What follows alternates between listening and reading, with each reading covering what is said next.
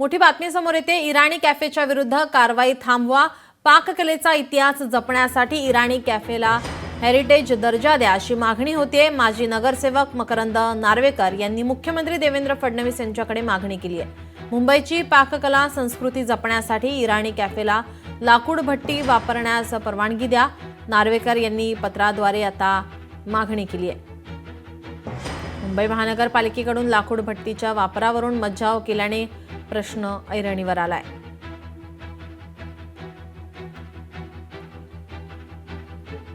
इराणी कॅफेच्या विरुद्ध कारवाई थांबवा अशी मागणी आता होतीये, तर इराणी पाककलेचा इतिहास जपण्यासाठी इराणी कॅफेला हेरिटेज दर्जा द्या अशी मागणी आता होतीये। माजी नगरसेवक मकरंद नार्वेकर यांनी मुख्यमंत्री देवेंद्र फडणवीस यांच्याकडे पत्राद्वारे मागणी केलेली आहे।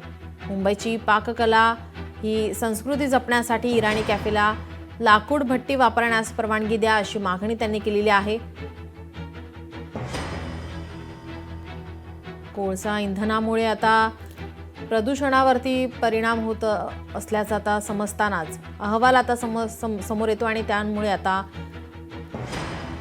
जे भट्टी वापरतायत त्या व्यावसायिकांवरती याचा परिणाम होऊ शकतो आणि त्याच पार्श्वभूमीवर आता या ठिकाणी मागणी होतीये, इराणी कॅफेला इतिहास जपण्यासाठी हेरिटेज दर्जा द्या, इराणी कॅफेच्या विरुद्ध कारवाई थांबवा अशी मागणी आता माजी नगरसेवक मकरंद नार्वेकर यांच्याकडून करण्यात येते। मुख्यमंत्री देवेंद्र फडणवीस यांच्याकडे पत्राद्वारे त्यांनी मागणी केली आहे। मुंबईची पाककला संस्कृती जपण्यासाठी इराणी कॅफेला लाकूड भट्टी वापरण्यास परवानगी द्या अशी मागणी त्यांनी केलेली आहे।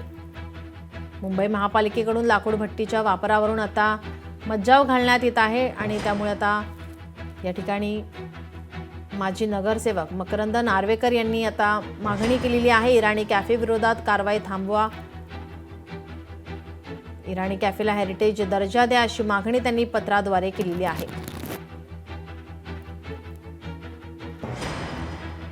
आपल्यासोबत माजी नगरसेवक मकरंद नार्वेकर हे फोन लाईन वरून जोडलेले आहे। आपण मुख्यमंत्र्यांना मागणी करताय, काय एकंदरीतच मागणी आहे, काय आपलं म्हणणं आहे?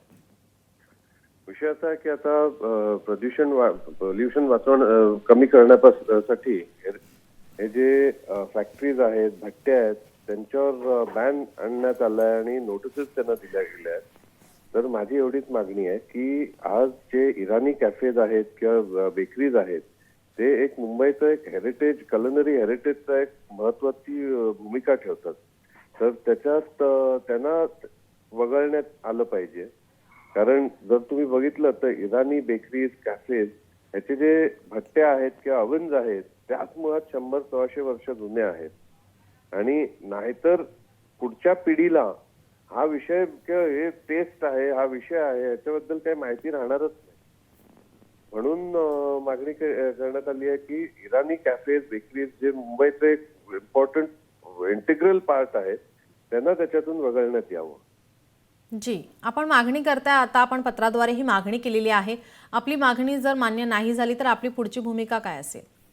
नाही, कसं आज जर बघितलं तर मागणी राष्ट्रीय आहे आणि लॉजिकल एक्सप्लेनेशन आहे।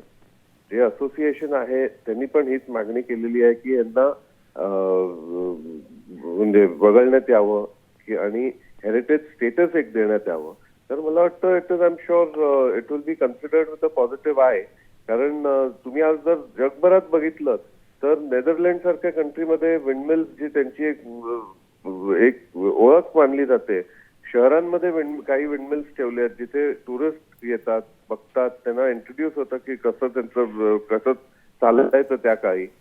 मग ते न्यूयॉर्क असो किंवा लंडन असो, तर प्रत्येक आंतरराष्ट्रीय दर्जाच्या शहरामध्ये हे हेरिटेज प्रिझर्व केलं जातं। तर मला खात्री आहे की this will be looked at with a positive I.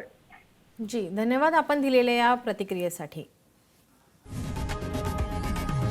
लोकशाही मराठी ऐका, पहा, जागरूक रहा।